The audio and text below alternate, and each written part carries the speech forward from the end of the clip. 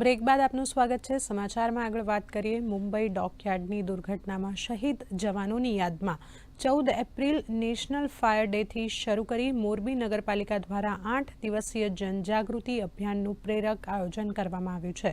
Fire ઓફિસરના માર્ગદર્શન હેઠળ બાપા સીતારામ ચોક ખાતે ટીમે આકાશમાં તિરંગો લહેરાવી અને સાયરન વગાડી શહીદોને અનોખી શ્રદ્ધાંજલિ અર્પણ કરી હતી।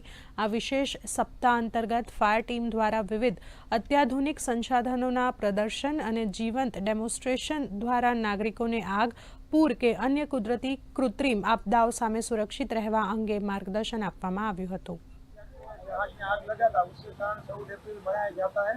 उसके कारण मोरबी फायर विभाग ने केसरबाग फायर स्टेशन पे शहीदों को श्रद्धांजलि अर्पण किया था सुबह। उसके बाद शाम को 6:30 बजे रैली का आयोजन किया था।